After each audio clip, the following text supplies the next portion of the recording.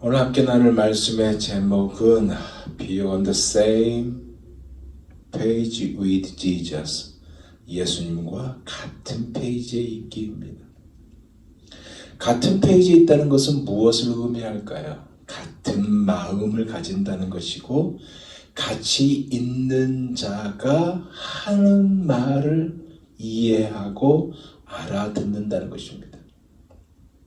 쉽게 말하면 우리가 성경을 교독할 때 같은 페이지에 있는 것을 교독하지 다른 페이지에 있는 것을 교독하지 않습니다. 그렇죠? 오늘 본문이요, 이 이야기를 하고 있는 것입니다. 예수님과 같은 페이지에 있는 것이 과연 무엇인가를 말씀하고 있는 것이 오늘 본문입니다. 오늘 본문은 세 가지 사건으로 엮어져 있어요. 하지만 이 세 가지 사건이지만 다 하나로 연결되어 있습니다. 즉 예수님과 같은 페이지에 있기 위해서 있도록 하는 것에 관한 말씀이 오늘 본문이란 얘기입니다. 오늘 본문의 시작을 보니까 예수님이 그 당할 순환에 대해서, 즉 세 번째로 말씀하신 순환의 예고하심이 오늘 본문의 시작입니다. 우리 한번 복습해 봅시다. 예수님의 그 첫 번째 순환 예고를 어디서 언제 하셨습니까? 마태복음 16장에 보면요, 시몬 베드로가 가이사랴 빌립보에서 주는 그리스도시요 살아계신 하나님의 아들이십니다 라고 고백한 이 고백 후에 첫 번째 예고를 하셨어요. 이 예고를 하니까 베드로가 뭐라고 그래요? 아니되옵니다 하면서 거절하니까 예수님이 사단아 물러가라 하면서 책망하셨던 곳, 그것이 바로 첫 번째 예고입니다. 기억나시죠? 두 번째는 변화산 사건 이후에 예수님과 세 명의 제자들이 변화산에 올라가지고 그곳에서 예수님의 그 변모된 모습을 보지 않습니까? 그리고 제자들이 산에서 내려와요. 그런데 제자들이, 다른 남아있는 제자들이 귀신 들린 아이를 고치지 못한 일로 인하여 어려움에 처하게 됩니다. 예수님이 이 아이를 고치죠. 그리고 그 후에 제자들이 왜 우리는 하지 못하느냐고 물으니까 예수님이 뭐라고 그래요? 만일 너희에게 믿음이 겨자씨 하늘만큼만 있어도 이 산을 명하여 여기서 저기로 옮겨지라 하면 옮겨질 것이요 또 너희에게 못할 것이 없을 것이다 라고 말씀을 하십니다. 그리고 갈릴리에 모일 때 인자가 장차 사람들의 손에 넘겨져 죽임을 당하고 제3일에 살아난다는 말씀을 하신 것이 두 번째 예고예요. 이 말씀에 제자들이 몹시 근심했다고 기록되어 있습니다. 그리고 오늘 본문이 세 번째 예고입니다. 17절에서 19절 봅니다. 예수께서 예루살렘으로 올라가려 하실 때에 12제자를 따로 데리시고 길에서 이르시되 보라 우리가 예루살렘으로 올라가노니 인자가 대제사장들과 서기관들에게 넘겨짐에 그들이 죽이기로 결의하고 이방인들에게 넘겨주어 그를 조롱하며 채찍질하며 십자가에 못 박게 할 것이나 제3일에 살아나리라. 자, 지난 두 번에 걸쳐서 말씀하신 것보다 더 자세히 말씀하고 있습니다. 그죠? 그런데 보세요. 이미 이 예고가 지금 예루살렘을 향해 내딛는 이 모든 걸음이, 그죠? 피할 수 없는 조롱과 채찍질 그리고 십자가 처형을 향한 걸음임을 시사했음에도 불구하고 제자들의 반응은 뭐예요? 한 귀로 듣고 한 길로 흘러버리는 반응을 보입니다. 이유가 뭐냐? 예수님과 같은 페이지에 있지 않기 때문에 그래요. 어쩌면 예수님의 마음은 지금 제자들이 다시 들어야 하는 이 부분이기 때문에 군중에게 정신이 팔리지 않도록 따로 데려가 말씀을 하고 있다고 지금 여길 수 있어요. 17절 다시 보세요. 예루살렘으로 올라가려 하실 때 라고 하고 있어요. 이제 이 말은 뭐냐? 이제 죽으러 올라가실 때 이 말이에요. 따로 불러 이런 의미를 말씀하는데 어떤 의미냐? 이제 예루살렘으로 우리가 올라간다. 예전과 달리 이번에 가는 것은 내가 대지상과 서기관들의 손에 붙잡히게 될 것이고 그들은 나를 죽이기로 정하고 이방인들에게 나를 넘겨줄 것이다. 그때 나는 조롱을 당하고 채찍질도 당할 것이며 결국엔 십자가에 못 박히게 될 것이다. 그러나 죽음으로 끝나지 않을 것이다. 왜냐하면 3일 만에 다시 살아나게 될 것이기에 그렇다. 이 의미예요. 뭐예요, 여러분? 앞으로 일어날 일들에 대한 구체적인 설명입니다. 하지만 제자들은 한 귀로 듣고 한 귀로 흘러버렸다는 얘기예요. 즉 들을 준비도 들으려고 하지 않은 냉담 그 자체였다는 말씀입니다. 근데 여러분 보세요. 이것만 아니라 세베대의 아들들의 그 어머니까지 거들고 있어요. 사실 이것은요, 그의 어머니의 독단적인 행동이 아니라 세베대 아들들의 부탁이었어요. 세베대의 아들들이 누굽니까? 야고보와 요한이에요. 그리고 예수님과 같이 변화산에 올라간 자들이 이들입니다. 이들의 어머니가 예수님께 찾아와 한마디로 치맛바람을 일으켰는데 아들 하나는 주의 우편에 또 다른 아들 하나는 주의 좌편에 앉게 해 주십시오라는 청탁을 한 것입니다. 20절에서 21절입니다. 그때 세베대의 아들의 어머니가 그 아들들을 데리고 예수께 와서 절하며 무엇을 구하니 예수께서 이르시되 무엇을 원하느냐 이르되 나의 이 두 아들을 주의 나라에서 하나는 주 우편에 하나는 주의 좌편에 앉게 명하소서.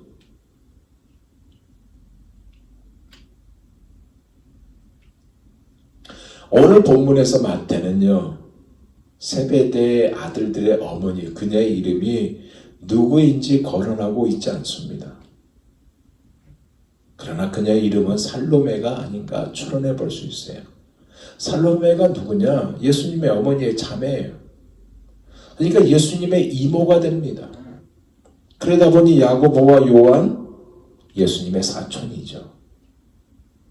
즉 아직 예수님의 동생들이 예수님의 제자가 아니어서 이들이 예수님의 가장 가까운 혈육이 이들이고 하나님 나라에서 2인자와 3인자의 자리를 차지할 자격이 있다는 생각을 이들이 가지고 있어서 심지어 변화산 사건을 경험한 이들이 더욱 절실한 마음으로 자신들의 어머니의 힘을 빌린 것입니다. 이 사실을 마가복음 10장 41절에 열제자가 듣고 야고보와 요한에 대하여 화를 내거늘이라고 밝히면서 제공자가 누구냐? 바로 야고보와 요한임을 고발하고 있습니다. 그럼 왜 이들이 이러한 행동을 했을까요? 하나님 나라가 예수님과 자기들이 그 나라를 다스린다는 생각을 가졌기 때문에 그래요. 즉 이 세상의 나라와 하나님 나라가 비슷하다고 생각했기 때문에 이런 행동을 한 것입니다. 예수님은 영적인 차원에 대해서 말씀하셨는데도 예수님과 같은 페이지에 있지 않으니까 세상의 정치적인 틀에 그들이 고정되었고 로마 제국을 정복시킬 전투의 적인 메시아라 여기서 이런 행동을 했다는 것입니다. 정체가 들통났잖아요. 그죠? 동상이몽이 들통났어요. 이런 이들에게 예수님은 분노와 상실이 뒤섞인 말씀 22절을 하고 있어요. 너희는 너희가 구하는 것을 알지 못하는도다. 뭐예요? 정말로 이해를 못하고 있구나. 그 얘기입니다. 그러면서 주님께서 말씀하십니다. 내가 마시려는 잔을 너희가 마실 수 있느냐라고 묻고 있어요. 이에 대한 답이 뭐예요? 즉각적인 답이 나오죠. 할 수 있나이다. 주저없이 내뱉었습니다. 왜 주저없이 내뱉었을까요? 예수님과 같은 페이지에 있지 않거든요. 정치적인 틀에 고정하여 주님이 로마 제국을 전복시킬 전투적인 메시아라고 여기고 있기 때문에 그렇거든요. 사실 이 잔은요, 이들이 마실 수 없는 잔이에요. 왜냐하면 이 잔은 오직 예수님만이 마셔야 하는 잔이기 때문에 그래요. 예수님께서 마셔야만 우리가 영원한 생명을 얻을 수 있기 때문에 그렇습니다. 죄가 없으신 분이 마셔야 되는 거예요. 죄의 값은 사망이라는 이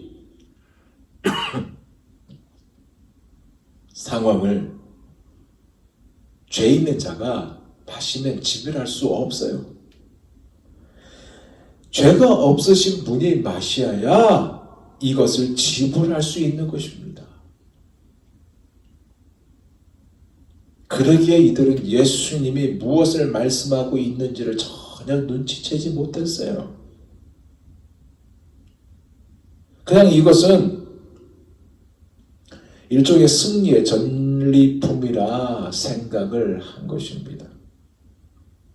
예수님이 말씀하신 것이 무엇이? 자신 앞에 놓인 십자가 고통과 함께 자신에게 닥칠 고난에 대한 말씀을 하고 있습니다. 하나님의 사랑에 관한 결과를 이루기 위한 말씀을 하고 있는 거예요. 이 사실을 제자들이 알았다면 어떻게 말을 해야 되는 것이 정상일까요? 이 반응이 아니라 이 세상을 향한 하나님의 의도, 자기들을 부르신 진짜 이유를 물었어야 하는 것입니다. 그리고 내가 어떻게 하면 좋겠습니까? 라고 해야 되는 거예요. 근데 예수님은 그것으로 끝난 것이 아니라 그들이 당신의 잔을 마실 것을 확인시켜 주죠. 23절 보세요. 너희가 과연 내 잔을 마시려니와 내 좌우편에 앉은 것은 내가 주는 것이 아니라 내 아버지께서 누구를 위하여 예배하셨든지 그들이 얻을 것이니라.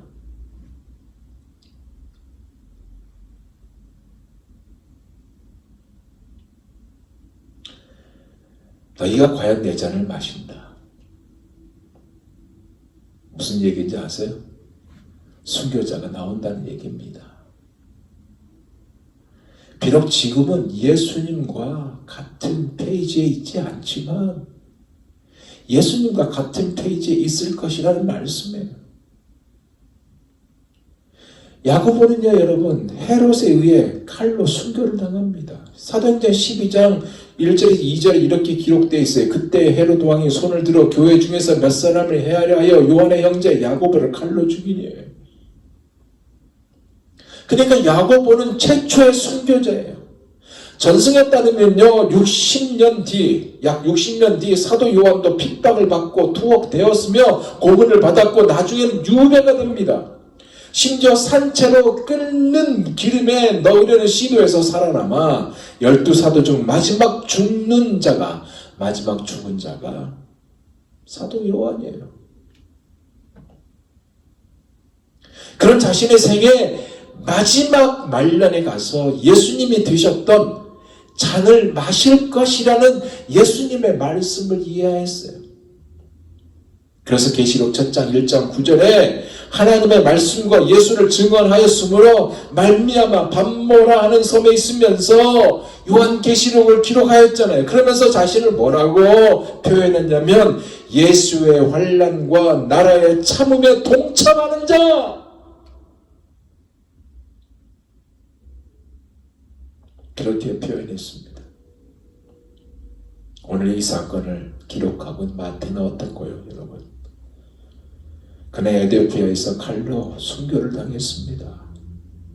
예수님의 형제 야고보는요, 공식적인 사도가 아니죠, 그죠? 하지만 그는 예루살렘 교회의 리더였습니다.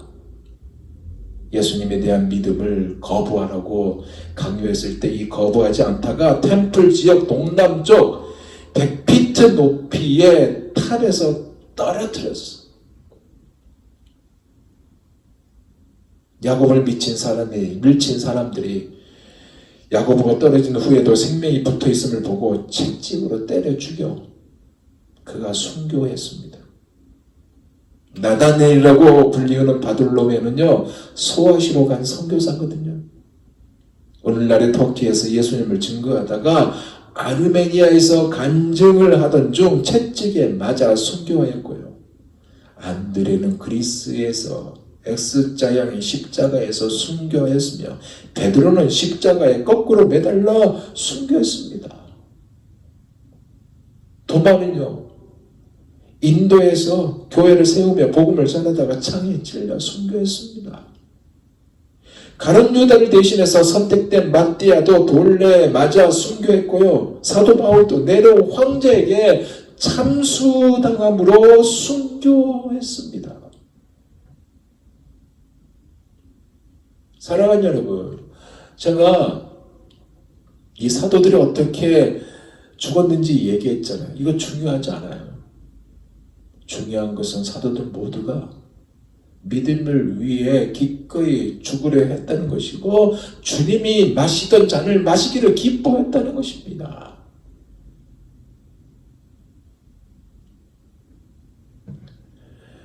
주님과 같은 페이지에 있지 않았던 마태는 이 둘의 행동과 그의 어머니가 빚어진 그 어머니로 인해서 빚어진 어색한 장면을 이렇게 표현하고 있어요. 12제자가 듣고 그 두 형제에 대하여 분이 여기거늘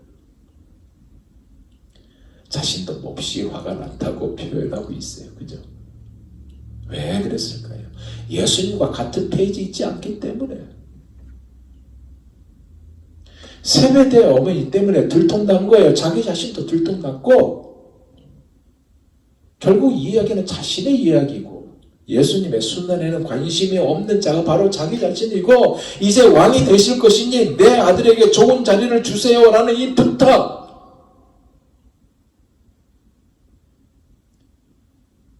여기에 대해서 분노를 반응하였지만 너무나 부끄러운 자기 자신이라 이 부끄러운 모습을 상세히 적었고 그래서 적은 이유가 뭐냐? 이랬던 자기들이었지만 이제는 예수님이 마셨던 잔을 마시려 한다는 거고 예수를 증거하는 이 일에 부름을 받았다는 것에 감사하며 기꺼이 죽어가신 그 길, 주님께서 가셨던 그 길을 가겠다는 굳은 결심으로 이 부끄러운 자기 자신의 이야기를 하고 있는 것입니다. 예, 주님의 말씀이 26절에서 28절에 보세요. 그런즉 그들을 두려워하지 말라. 감추은 것이 드러나지 않을 것이 없고 숨은 것이 알려지지 않을 것이 없느니라. 내가 너희에게 어두운 데서 이르는 것을 광명한 데서 말하며 너희가 귓속말로 듣는 것을 집 위에서 전파하라. 몸은 죽여도 영혼은 능히 죽이지 못하는 자들을 두려워하지 말고 오직 몸과 영혼을 능히 지옥에 멸하실 수 있는 이를 두려워하라.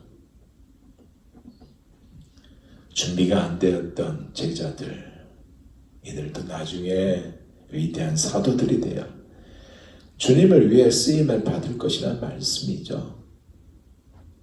사랑하는 여러분, 우리도 마찬가지 아닙니까? 우리 실수투성이죠. 그런 우리를 끝까지 주님께서 품으시고 하나님의 나라의 일을 위해 하나님을 위해서 귀하게 쓰임받도록 하신다는 이 사실을 믿으시는 여러분 모두가 다 되시기 바랍니다. 이제 마지막을 보니까 여리고에서 예루살렘으로 가다가 소리 지른 맹인 둘이 등장해요. 29절에서 34절까지입니다. 그들이 여리고에서 떠나갈 때에 큰 무리가 예수를 따르더라. 맹인 두 사람이 길가에 앉았다가 예수께서 지나가신다 함을 듣고 소리질러 이르되 주여 우리를 불쌍히 여기소서 다윗의 자손이여 하니 우리가 꾸짖어 잠잠하라 하되 더욱 소리질러 이르되 주여 우리를 불쌍히 여기소서. 다윗의 자손이여 하는지라. 예수께서 머물러 서서 그들을 불러 이르시되 너희에게 무엇을 하여 주기를 원하느냐. 이르되 주여 우리의 눈뜨기를 원하나이다. 예수께서 불쌍히 여기사 그들의 눈을 만지시니 곧 보게 되어 그들이 예수를 따르니라. 이 둘을 마태는요 그냥 앞을 못 보는 둘이라 했지만 마가는 디메오의 아들 맹인 거지 바디메오라고 밝히고 있습니다. 그런데 보세요. 이 둘이 어떤 존재인지 아세요? 뒤숭숭해진 제자들의 방해물입니다. 그것도 소리 지르는 방해물이에요. 왜 방해물일까요? 지금 세베대의 아들들과 그들의 어머니 때문에 가뜩이나 불편한데 시끄럽게 소리를 지르고 있어서 방해물이 된 거예요.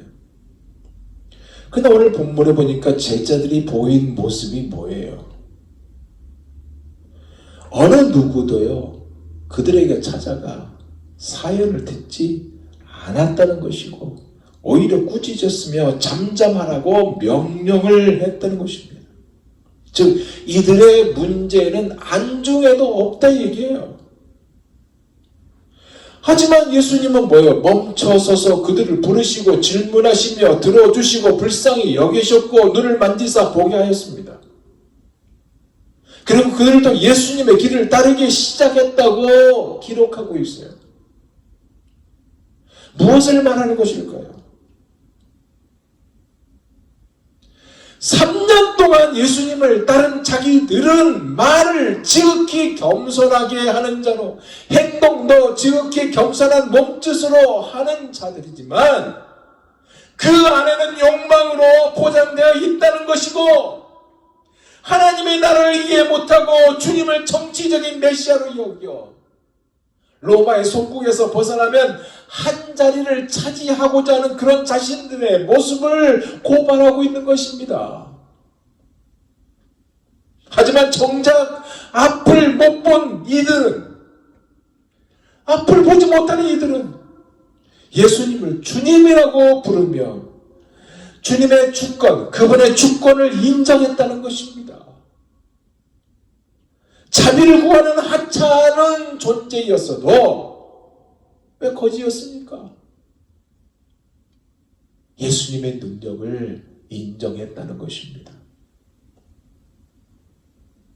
그런데 자기들은 그게 아니었잖아요.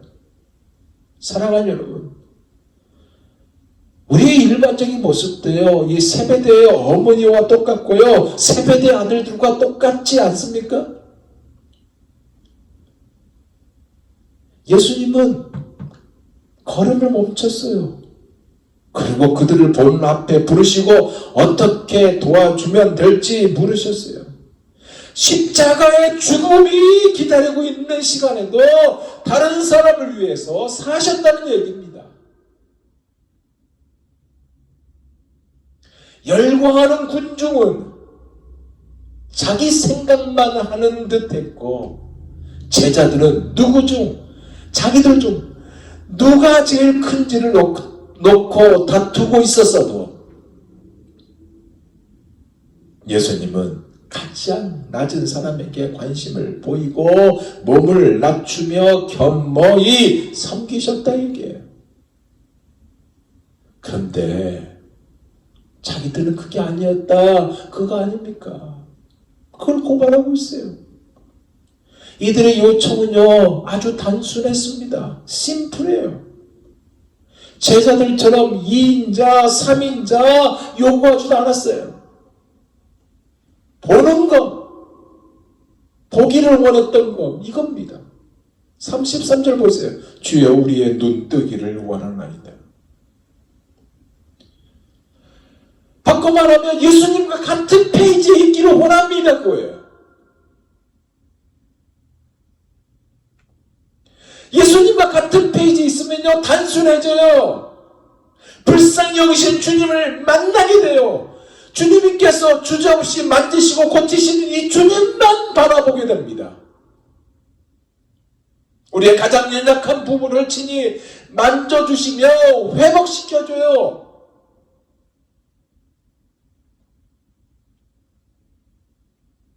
예수님과 같은 페이지에 있습니다.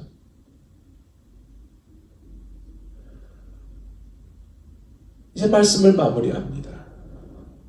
여러분, 오늘은요 종교개혁 주일로 보내는 주일입니다. 마틴 루터가 종교개혁을 주장하여 소위 구교, 즉 가톨릭으로부터 개신교, 프로테스탄트 처치를 탄생시킨 사건을 회고하고 기념하는 주일이 종교개혁 주일입니다.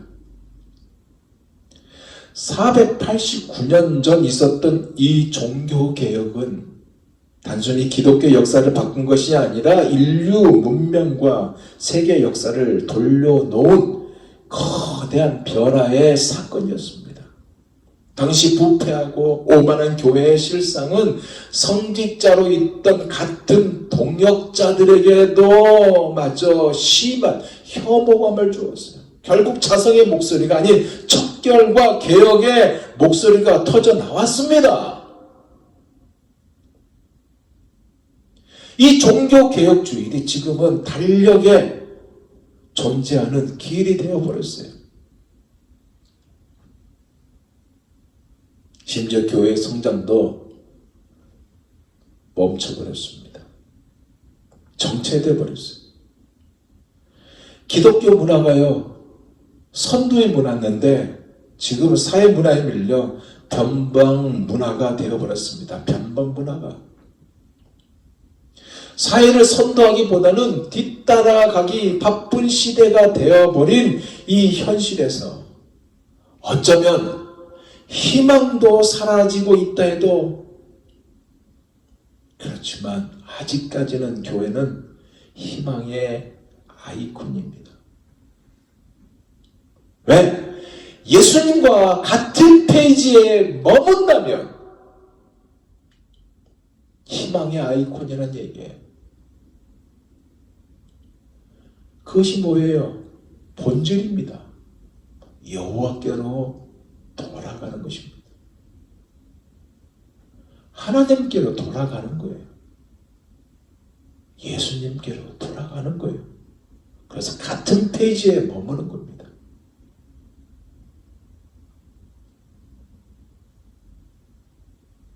주님이 오늘 이 말씀을 하고 있습니다. 예수님과 같은 페이지에 있기를 원합니다. 여러분 어떻게 하시겠습니까? 주님이 여러분을 부르시고 계십니다. 기도하겠습니다.